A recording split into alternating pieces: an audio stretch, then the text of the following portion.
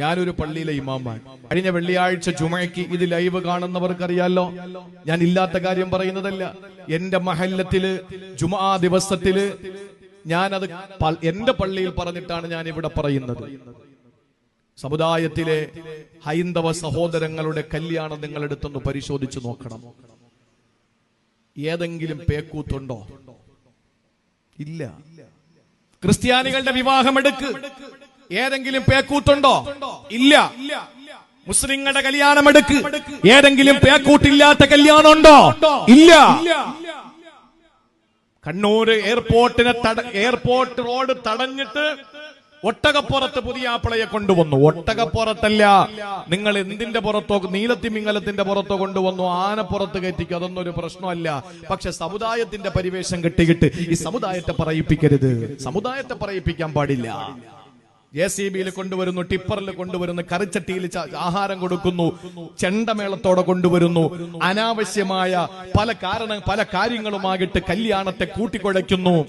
ഞാൻ കുറ്റം പറയുന്നത് രാഷ്ട്രീയ പാർട്ടികളെയോ സംഘടനകളെയോ പെണ്ണിന്റെ വാപ്പയോ ചെക്കനെയോ ചെക്കന്റെ കൂട്ടുകാരനെയോ അമ്മാവന്മാരെയോ ഒന്നുമല്ല ഞാൻ കുറ്റം പറയുന്നത്. ഞാൻ 1000 വട്ടം പറയുന്നു, ഇതിന്റെ ഒക്കെ യഥാർത്ഥ കുറ്റക്കാർ പള്ളിയിലെ ഖതീബും കമ്മിറ്റിക്കാരും. ഒരു സംശയ കാര്യത്തിലില്ല.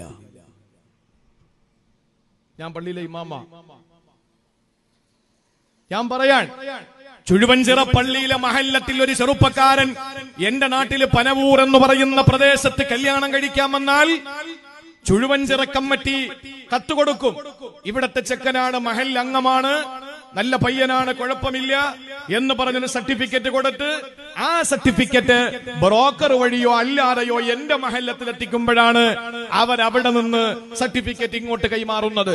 അങ്ങനെ 2 മഹല്ലുകളുടെ സുതാര്യമായ ആ ഒരു കൈമാറ്റത്തിന് ശേഷമാണ് നല്ല നിലയിൽ നിക്കാഹ് നടക്കുക. ചുഴുവഞ്ചിറയിലെയും എന്റെ നാട്ടിലെയും എന്റെ മഹല്ലത്തിലെയും ഓരോ മഹല്ലത്തിലെയും കമ്മിറ്റി ഭാരവാഹികൾ പറയണം, ഇസ്ലാമിനെതിരെയുള്ള പേക്കൂട്ടുകൾ നടക്കുമെങ്കിൽ മോനെ ഞാൻ സർട്ടിഫിക്കറ്റ് തരില്ല.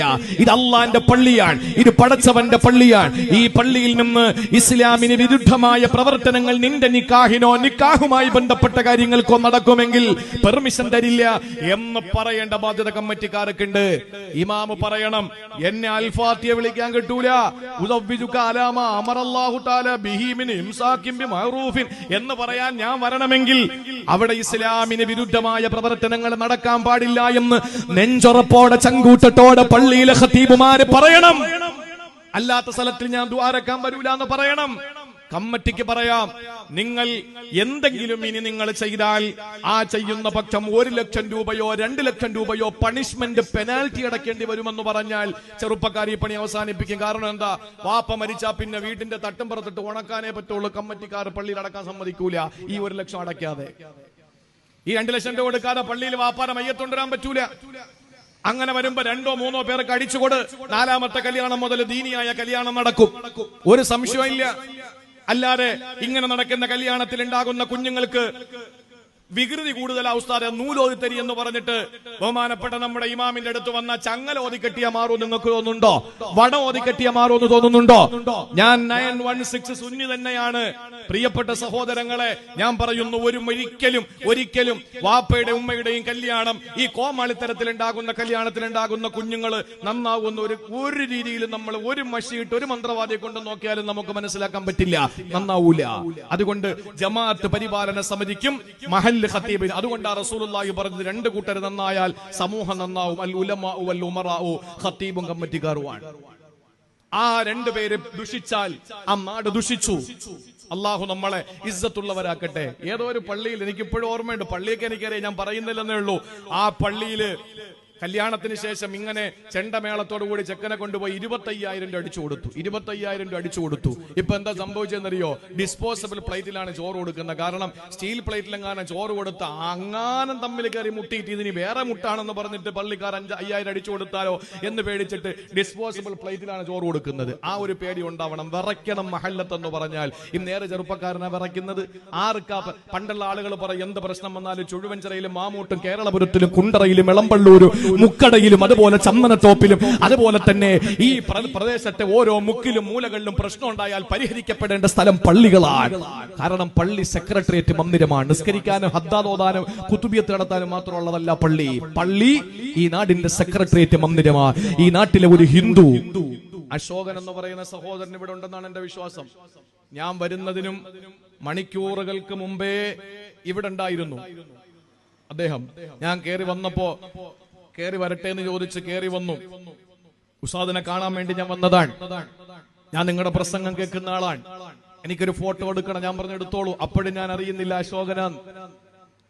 അദ്ദേഹം എന്തോ പേര് പറഞ്ഞു. ഞാൻ അഷ്റഫ് എന്നാ കരുതി. ഞാൻ പറഞ്ഞു അഷ്റഫാണോ എന്ന് ചോദിച്ചപ്പോ എന്നെ പറഞ്ഞു അല്ല അശോകനാണ് ഞാൻ എന്ന് പറഞ്ഞു. അദ്ദേഹം പോയെന്നാണ് എന്റെ വിശ്വാസം.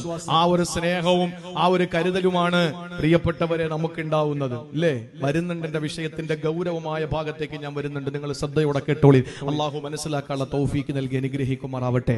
നമുക്ക് വേണ്ടത് അശോകന്മാരെയാണ്, അല്ലാതെ അബ്ദുള്ള കുട്ടിമാരെ അല്ല. നമുക്ക് വേണ്ടത് അശോകന്മാരെയാണ്. നമുക്ക് വേണ്ടത് അശോകന്മാരെയാണ്. നമുക്ക് വേണ്ടത് അബ്ദുള്ള കുട്ടിമാരെയും ആരിഫ് ഖാൻമാരെയും അല്ല നമുക്ക് വേണ്ടത്. നമുക്ക് വേണ്ടത് പ്യുവർ അശോകന്മാരെയാണ് നമുക്ക് വേണ്ടത്. എങ്കിലേ ഇവിടെ സമാധാനത്തിന്റെ ഭാവി ഇന്ത്യ ഉണ്ടാകാൻ നമുക്ക് കഴിയുള്ളൂ. അള്ളാഹു നമുക്ക് സന്തോഷവും സമാധാനവുമുള്ള നല്ലൊരു ജീവിതം അള്ളാഹു നൽകി അനുഗ്രഹിക്കുമാറാവട്ടെ. പ്രിയപ്പെട്ട സഹോദരങ്ങളെ, മഹല്ലുകൾ വിചാരിച്ച നടക്കാത്ത ഒന്നുമില്ല. പേടിക്കണം മഹല്ലെന്ന് പറഞ്ഞാൽ. പണ്ടുള്ള ആളുകൾ പറയും എന്തെങ്കിലും പറഞ്ഞ പോയി പള്ളി പറയണം, പോയി പള്ളി പറയണം എന്ന് പറഞ്ഞാൽ എന്താ? പരിഹരിക്കപ്പെടുന്ന സ്ഥലം പള്ളിയാണ് എന്നറിയാമായി. ഇന്ന് പള്ളി നടക്കുന്ന പ്രശ്നങ്ങൾ പരിഹരിക്കുന്നത് ചായക്കടയിലാണ്. പള്ളിയിലെ പ്രശ്നം പരിഹരിക്കുന്നത് ചായക്കടയിൽ വെച്ചിട്ടാണ്. അത് മാറണം. ചായക്കടയിലെ പ്രശ്നം പരിഹരിക്കാൻ പള്ളി തിരഞ്ഞെടുക്കണം. അള്ളാഹു ആ പള്ളിയോടുള്ള ഹുർമത്ത് പാലിക്കാൻ നമുക്ക് നൽകി തൗഫീക്ക് നൽകി അനുഗ്രഹിക്കുമാറാവട്ടെ. അതുകൊണ്ട് അള്ള തന്ന എല്ലാ അനുഗ്രഹങ്ങളെയും തടയും ലുൽമുണ്ടെങ്കിലും. ഇനി ഒരുപാട് വിഷയം അതുമായി ബന്ധപ്പെട്ട് പറയാനുണ്ട്, സമയമില്ല. ലുൽമു നമ്മളെ വീട്ടിലുണ്ടോ, വീട്ടിൽ അള്ളാഹു ദാരിദ്ര്യം തരും. തന്ന എല്ലാ അനുഗ്രഹങ്ങളും അള്ള തടഞ്ഞു വെക്കും, അതിലൊരു സംശയവും ഇല്ല. എന്നിട്ട് ആഖിറത്തിലോ വിശുദ്ധ ഖുർആൻ സൂറത്തുൽ അൻആമിൽ അല്ലാഹു പറയുകയാണ്